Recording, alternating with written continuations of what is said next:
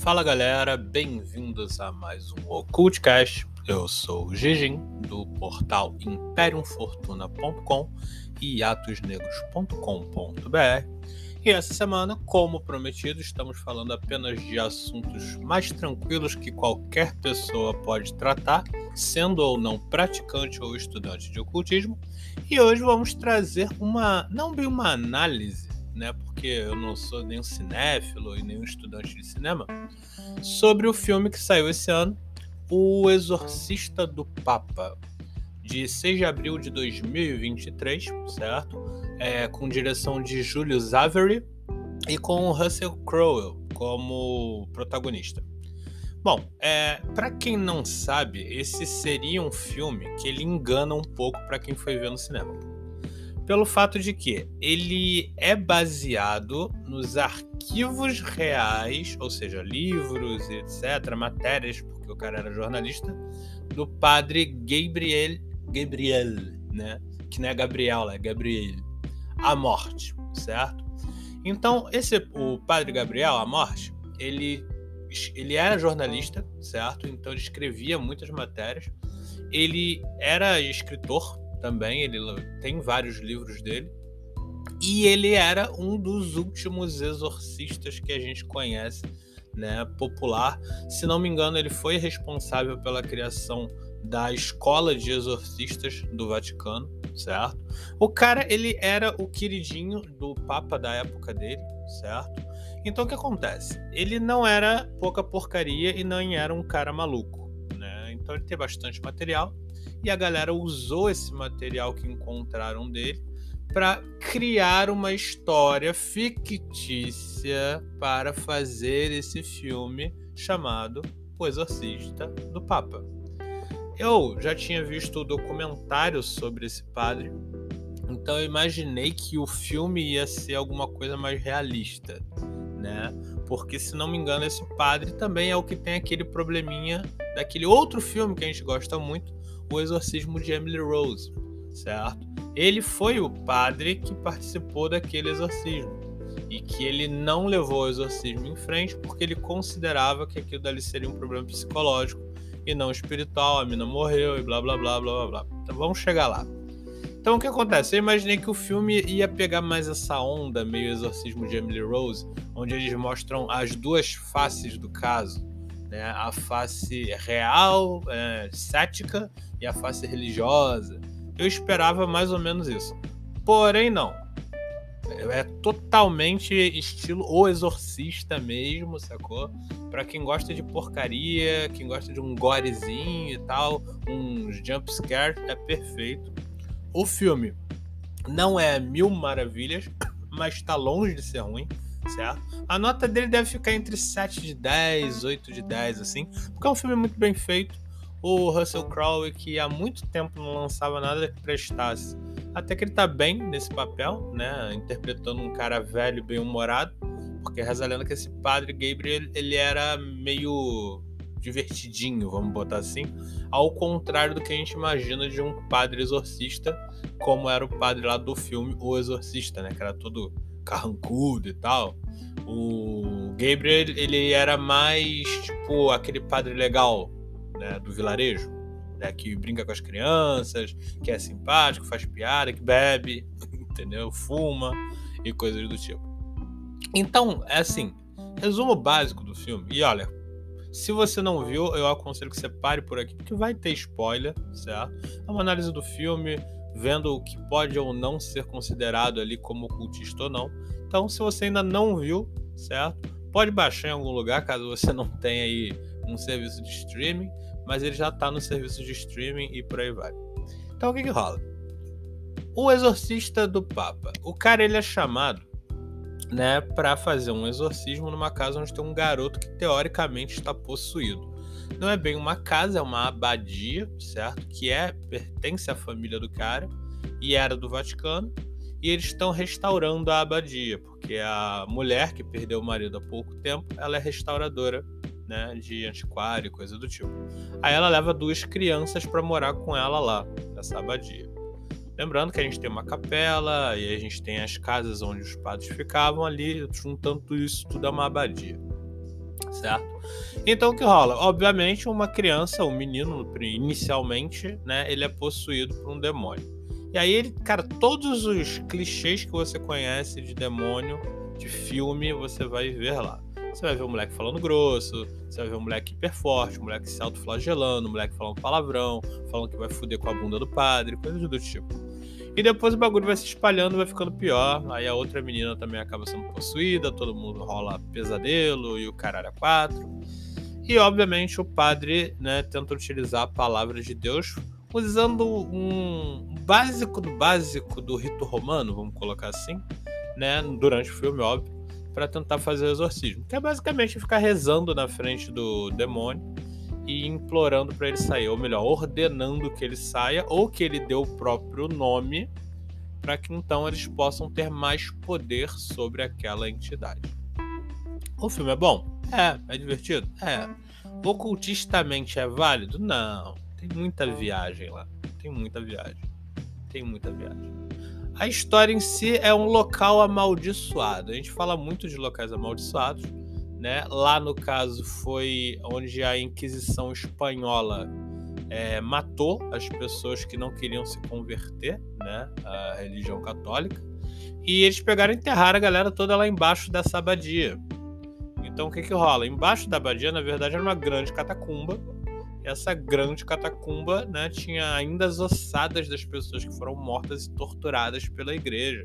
Seja por ser acusado de ser por bruxaria, ou por não aceitar a religião, e por aí vai. Então o que rola? Aquele lugar se tornou amaldiçoado.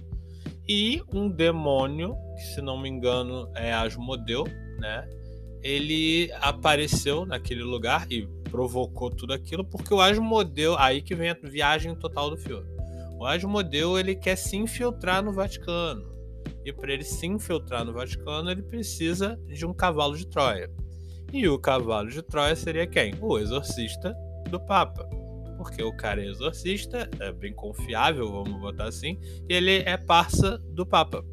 Então, se o Asmodeu conseguisse entrar nele, você iria conseguir enfiar ele lá dentro do Vaticano, que teoricamente é protegido. O que é uma situação interessante, porque foi a mesma coisa que aconteceu com o Salomão, né? O Asmodeu, ele queria, né, tomar o lugar de Salomão, então ele foi lá, enganou o Salomão, para então poder tomar o lugar de Salomão. E algumas pessoas dizem que aqueles 72 demônios que Salomão evocou, na verdade, não era o próprio Salomão, era quando Asmodeu tinha tomado o lugar de Salomão, ele trouxe toda a trupe dele pro inferno. Eu gosto particularmente dessa história, apesar dela não ter embasamento praticamente nenhum, mas eu acho muito interessante você imaginar que um demônio veio para ferrar com o maior rei e maior sábio e maior filho de Deus da época, que era o Salomão, né? Para então tomar o lugar dele e trazer 72 demônios pra Terra. Mano, isso é lindo. Isso daria uma história maravilhosa.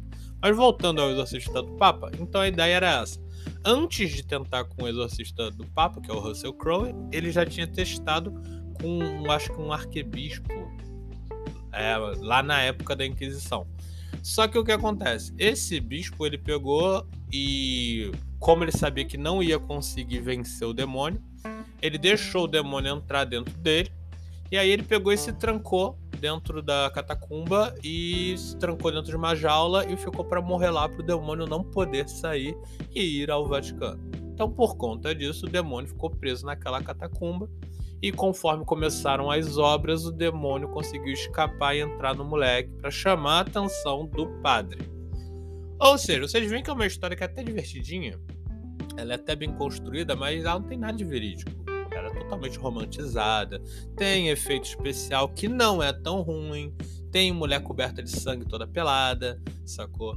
Tem tudo que você espera de um filme de exorcismo. Então, assim, eu aconselho o filme para quem gosta do Exorcista, o Exorcismo de Emily Rose, o Exorcista 2, o Exorcista 0, até que é legal, vale a pena ver, é um filme divertido, obviamente não para ver com crianças, mas é um filme maneiro.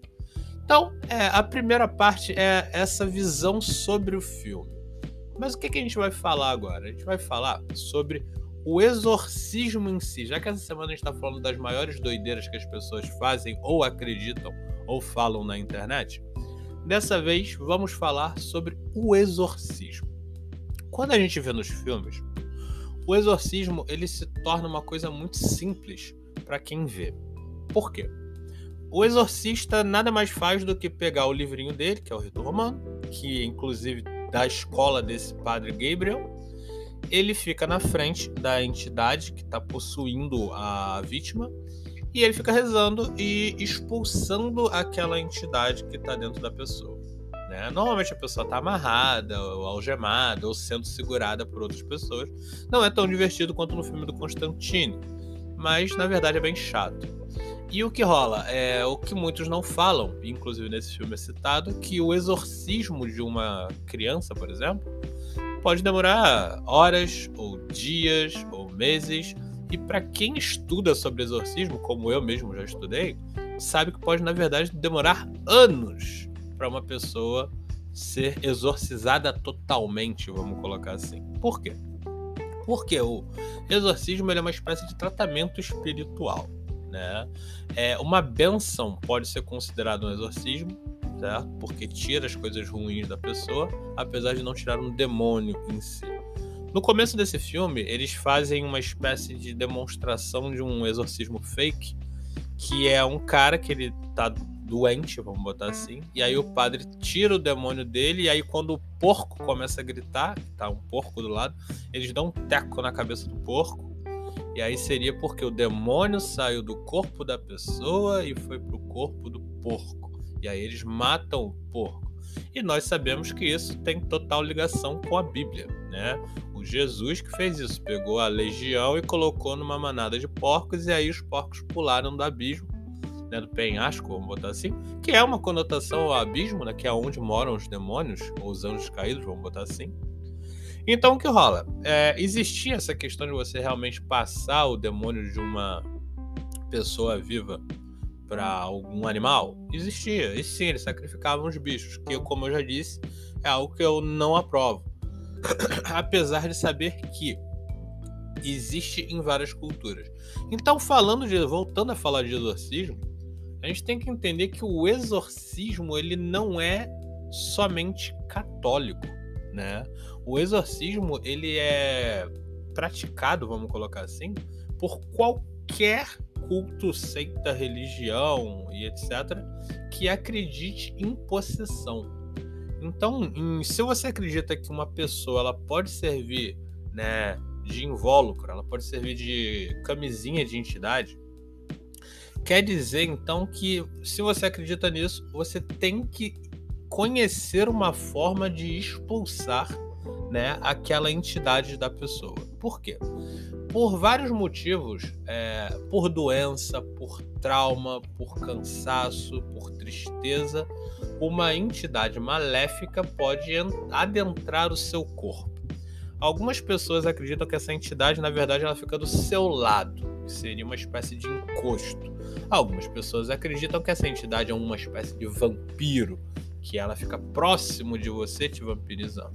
Algumas pessoas acreditam que essa entidade entra no seu corpo e controla o seu corpo, que é uma possessão mais ou menos como a gente vê na cultura afro, né?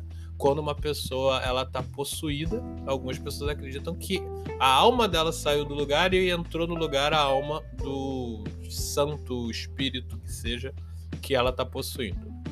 Então o que rola? Qual deles está certo? Bom, não vou dizer que algum deles esteja certo. Por quê?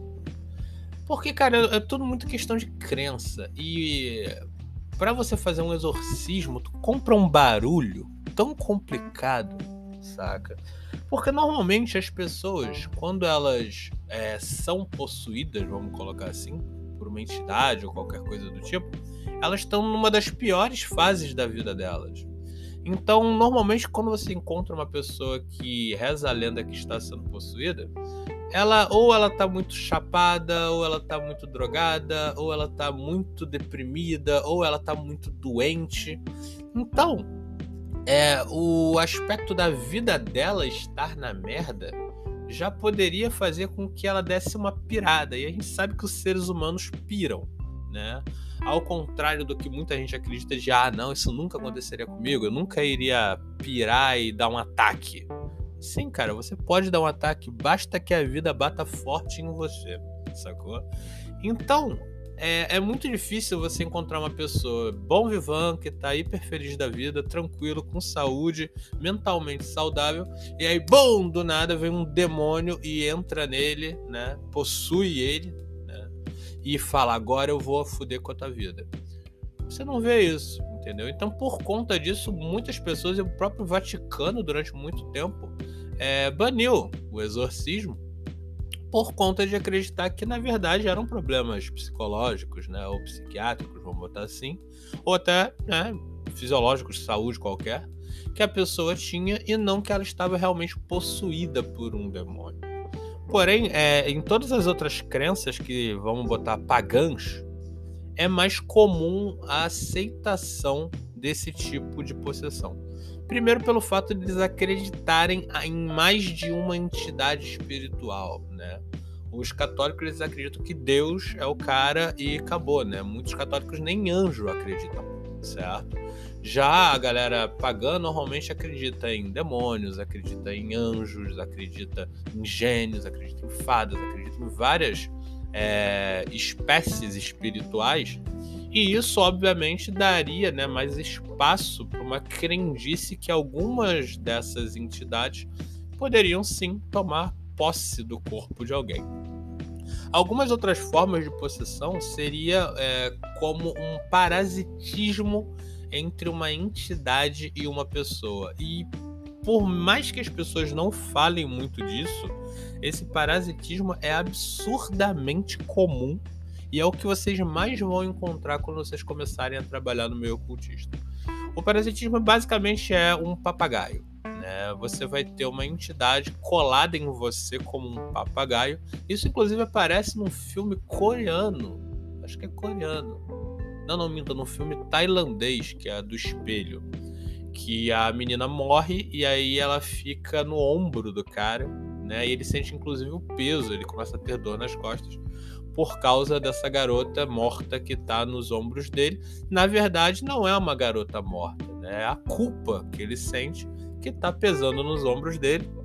E isso gerou um demônio.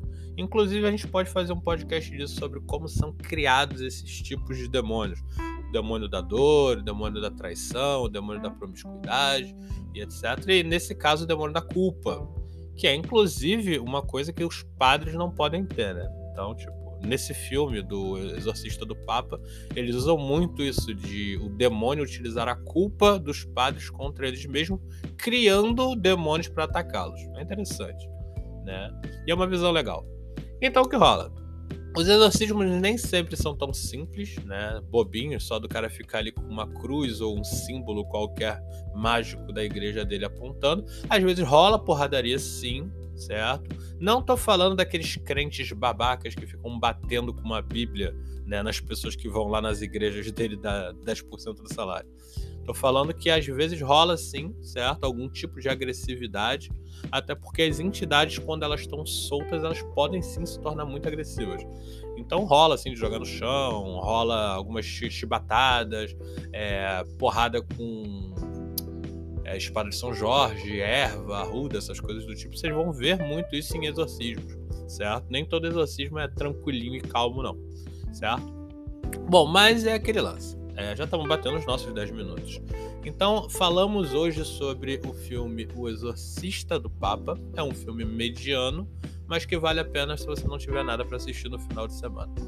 Bom, lembrando sempre que o nosso portal é imperiumfortuna.com e atosnegros.com.br. Então, se você quiser ver mais matérias, inclusive sobre exorcismo e mais análise de filme, a gente tem postado lá no nosso portal. Nós temos também o nosso Instagram, temos a nossa página no Facebook e nós temos o nosso Apoia-se. Galera, se vocês gostam desse podcast, se vocês querem que a gente continue gravando mais podcasts, mais pessoas gravando, a gente tem que gravar mais entrevistas e coisas do tipo, gente, apoia o nosso canal, certo? A gente tem o nosso Apoia-se, você pode... A gente tem o Pix também, que eu falo muito pouco do Pix, mas também se você quiser fazer um Pix, a gente tem o nosso Pix.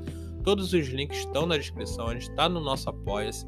Vai de 5 a 50 reais, gente. 5 reais é trocado, não dá nem para comprar um maço de cigarro com isso, certo? Então 5 reais você vai lá, bom, um mês, ajuda muita gente, a gente agradece muito. Se você não puder, não tem problema. E basta dar o like, basta compartilhar, basta comentar, mesmo que seja contra a gente, comenta pra gente saber o que você pensa, né? E inclusive, se quiserem, podem dar sugestões de filmes, né, para que a gente possa analisar aqui, lembrando que a gente tenta sempre pegar filmes que tenham alguma ligação com o ocultismo de mais ou menos real, vamos botar assim, certo? Então, valeu galera, por hoje é só, até a próxima, fortuna!